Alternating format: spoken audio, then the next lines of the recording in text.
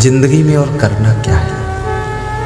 कुछ नहीं, यहाँ मिलने वाला कुछ है नहीं, दुनिया में ज़्यादा कुछ नहीं। खुशी से जिंदगी जी लो, यही बहुत बड़ी उपलब्धि है। प्रेम से रह लो, ये बहुत बड़ी उपलब्धि है। सबको प्रेम की दरिया में डुबा दो, ये बहुत बड़ी उपलब्धि है। सबकी गम खा लो, सह लो, अपने संगठन को टूटने मत दो, परिवार की एकता और प्रेम को बना रहने दो। बस संसार में इसी में सुख है। राग द्वेष मत फैलाओ, ईर्ष्या भी मत करो किसी से, कुछ भी मिलने वाला नहीं। दिल के अंदर यदि ईर्ष्या है, राग द्वेष है, शांति नहीं मिलेगी। ईर्ष्यु घृणी न संतुष्टा, क्रोधनो नित्य संकिता, पर भाग्योप जीवी च खड़ेते नित्य दुखिता। यद्रच्छा लाभ संतुष्टो द्वंद्वातीतो विवत्सरा, समा सिद्धाव सिद्धोपि च कृत्वापि न निबद्धते। ईर्ष्या की आग में रात दिन जलने वाले लोग कभी सुख चैन नहीं पाते। जो दूसरों की उन्नति देख करके प्रसन्न होता है और दूसरों को दुखी देख करके जिसका मन दुखी हो जाता है, पद्म पुराण का ऋषि कहता है वो साक्षात धरती का हरि भगवान होता है, वो भगवत स्वरूप होता है और भगवान कहीं अलग नहीं होता है। जो दूसरों की खुशी में खुश होता है और दूसरों के दुख में द्रवित होता है, ये भगवान का गुण होता है, यही भगवत लक्षण होता है। देवदत्त ने एक हंस को बाण मारा, हंस घायल होकर के गिरा। गौतम ने उसको उठाया, गोद में लेकर के पानी पिलाया, सहला रहा। देवदत्त आता है और कहता हंस मेरा है क्योंकि मैंने मारा है। गौतम कहते हंस मेरा है क्योंकि मैंने बचाया है। दोनों में विवाद हुआ। राजा के पास पहुंचे, राजा ने कहानी सुनी तो राजा ने जवाब दिया, मारने वाले से बचाने वाले का अधिकार ज्यादा होता है, इसलिए हंस गौतम का है। और वही गौतम जो हंस के दुख को सह नहीं सके, बचाने के लिए द्रवित हो गए, वही एक दिन भगवान बुद्ध के नाम से प्रसिद्ध होते हैं, भगवान बुद्ध कहे जाते हैं। वे भी किसी माता पिता की संतान थे, वे भी मनुष्य के रूप में पैदा हुए थे।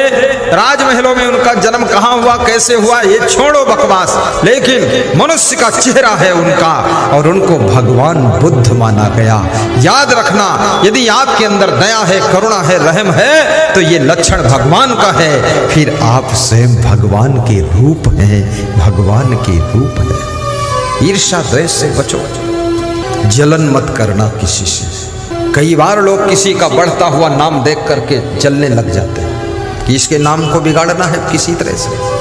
और याद रखना, आपका नाम बढ़ने लग जाए, धन धाम बढ़ने लग जाए, दौलत बढ़ने लग जाए, शक्ति बढ़ने लग जाए, तो ज्यादा विनम्र हो जाना, अपनी शक्ति का दुरुपयोग मत करना, किसी को सताने में शक्ति मत खर्च कर देना, अन्यथा शक्तियां पुनः एक कुदरत वापस लेना शुरू कर देती है। शक्तियां उसके पास में परमानेंट रहती हैं जो अपनी शक्तियों का सदुपयोग करता है, शक्तियों का प्रयोग दूसरों की रक्षा करने में करता है, उसकी शक्तियां निरंतर बढ़ती चली जाती है। जो अपनी शक्तियों का दुरुपयोग करता है, दूसरों को सताने में शक्ति खर्च करता है, वो एक दिन शक्तिहीन हो जाता है, वो शक्तिहीन हो जाता है। आपन तेज सम्हारो आपै, गाइए। आपन तेज सम्हारो आपै, तीनों लोक हाँकते काँपै, तीनों लोक हाँकते काँपै, आपन तेज। हनुमान चालीसा की चौपाई है, दोहराइए, 3 बार दोहराइए, सब महिलाएं भी गाएं।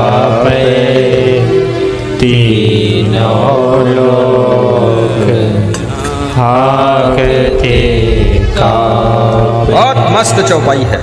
आप अपना तेज। तेज आप पास कौन कौन तेज है, वो तेज तुम संभाल नहीं पाते, तेजहीन हो जाते हो। तेजस्वी बनो, तपस्वी बनो, ओजस्वी बनो, यशस्वी बनो, कीर्तिवान बनो। देखा आपके पास वाणी का तेज है, दृष्टि का तेज है, आपके पास में बुद्धि का तेज है, आपके पास में चरित्र का तेज है, आपके पास में सुंदर स्वभाव का तेज है। इस तेज को संभालो, कहीं इस माया मोह के संसार में आपका स्वभाव बिगड़ न जाए, वाणी बिगड़ न जाए, चरित्र बिगड़ न जाए, कहीं आचरण खो न जाए, और कहीं आपकी तेजस्विता छीड़ ना हो जाए। अपन तेज संभालो। आप हनुमान चालीसा कहती है, अपनी वाणी के तेज को भी संभालिए। आपकी वाणी ये गाली दे दे करके वाणी तेजहीन हो जाती है, इसलिए गालियां मत बको, कोई फायदा नहीं। कितनी स्त्रियां तो अपने पतियों को भी गाली देती है और पति से कहती हैं मर गया, नाश काटा और गेहूं काटा और भूसा उठाया, फालतू बात बोलते। कितने पुरुष भी इतने क्रोधी हैं, अपनी पत्नी को बहुत गाली देते हैं। तो याद रखना, गाली मत दो। जैसी पत्नी है वही तुम्हारे भाग्य में थी। अब बस स्वीकार करो, जो भी मिली है उल्टा पलटा करती है। कितने लोग बहुत पुण्य कमा चुके हैं, उनको बड़ी बुद्धिमान पत्नी मिली है, समझदार, इशारे से काम करती है। और जिनके पुण्य थोड़ा कमजोर है उनको थोड़ा बुद्धू भी मिली है। चाय मांगते हैं तो गिलास में ला कर देती है और पानी मांगते तो कप में ला कर देती है। पति सोचता है इतनी भी बुद्धि नहीं, तो बताती है पीना तो है और क्या करना है, कप से पी लो, क्या फर्क है। बुद्धिमान पति मिल जाए तो समझो कोई जन्म का पुण्य था। बुद्धिमान पत्नी मिल जाए ये कोई पुण्य से ही मिली है। बुद्धिमान बेटा मिल जाए माँ बाप का पुण्य है। बुद्धिमान शिष्य मिल जाए, विवेकवान शिष्य, वैराग्यवान शिष्य, गुरु का कोई जन्म का पुण्य है। और सुयोग्य गुरु मिल जाए, वैराग्यवान गुरु, तेजस्वी गुरु, ओजस्वी गुरु, ज्ञानी गुरु, ध्यानी गुरु, सदाचारी गुरु, जितेंद्री गुरु, ऐसा गुरु जो कल्याण का काम कर दे शुरू, ऐसा मिल जाए गुरु तो समझ लो पूर्व जन्म का बहुत ढेर पुण्य था, इसलिए ऐसा गुरु मिला। इसलिए खूब पुण्य कमाओ। तुम गाय की सेवा करते हो, पंछियों की रक्षा करते हो, जीवों पर दया करते हो, प्यासे को पानी पिलाते हो, भूखे को भोजन खिलाते हो, अतिथि का सत्कार करते हो, संत का आदर करते हो, सत्संग समागम कराते हो, ये सब करने से बहुत बड़ा पुण्य इकट्ठा होता है। दान करने से भी पुण्य होता है। किसी के दुख को दूर करते हो तो पुण्य इकट्ठा हो जाता है। हमारे पास में एक माता जी आई पिछले गांव में, बोली मेरी चैन खो गई, गले की चैन। तो मैंने ऐसा फूल उठाया, उनके सिर पे लगाया। हमने कहा माता जी दुखी मत होना। तो वे अपना बटुआ खोलने लगे और बटुआ से 100 रुपये निकाल कर दान दे। हमने कहा माता जी चैन खो गई और फिर भी 100 रुपये दान दे रहे हो। बोले ये 100 रुपये के दान से इसी पुण्य से दूसरी चैन मिल जाएगी। तो हमने कहा आप ज़्यादा दुखी नहीं हैं? बोले आपके ज्ञान से दुख नहीं हो रहा है, दुख नहीं हो रहा। तो मैंने कहा आशीर्वाद है, मिल जाएगी, चैन मिल जाएगी। याद रखना, माताओं बहनों से नम्र निवेदन करूँगा, जब सत्संग में आया करो, सोने चांदी के गहने घर में सुरक्षित रख करके तब आया करो। सत्संग में आओ, गुरु जी की माला पहन लो। वहाँ दुकान पर, साहित्य की दुकान पर गुरु की लाकेट वाली माला बिक रही है, खरीद लो 10-10 माला, पहन लो 1-1 माला और कुछ घर वालों को पहनाओ जा करके, वही शोभा देता है। और दूसरा निवेदन है, जब गुरु जी को प्रणाम करने आओ, आशीर्वाद लेने आओ, तो लाइन लंबी लगा लो, धक्का मुक्का मत करो। एक के पीछे एक, बारी बारी बारी बारी प्रणाम करते जाओ, गुरुजी का आशीर्वाद लेते जाओ, फट से इधर सामने निकलते जाओ, साइड से आओ और सामने निकल जाओ। एक दूसरे को छुओ मत, धक्का मत मारो। गुरुजी जाएंगे कहाँ? चारों तरफ से आपके बीच में घिरे हैं गुरुदेव, जा कहाँ सकते? 10 मिनट ज्यादा लगेगा, फर्क क्या है, धक्का नहीं मारना। लेकिन माताओं बहनों में एक विशेषता होती है, ये धक्का मारती भी है और धक्का खाती भी है। तब इनको अच्छा लगता है कि 2-4 धक्का लगे, बड़ा अच्छा लगा। नहीं, धक्का मारो भी मत, धक्का खाओ भी मत, शांति से नियम से आना चाहिए। गुरुदेव के निकट से दर्शन कर लो, चुपचाप उतर जाओ। हमारे ऊपर फूल वूल मत डालो, हाँ ऊपर नहीं डालो, वो तो पत्थर की मूर्ति होती है, उसके ऊपर डाला जाता है। ऐसे तुम मेरे ऊपर डालोगे, कोई दूध ला के डालता है, कोई पानी चढ़ा दे, कोई बेलपत्र चढ़ा दे, कोई चावल डाल दे, ये नहीं, ऐसा नहीं है। गुरु जी के सामने टेबल लगा, उस पर रख दीजिए,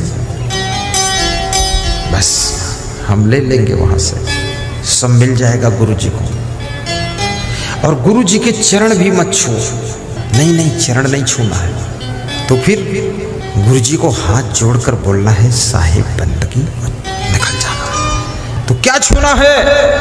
गुरु जी के आचरण छू लेना है।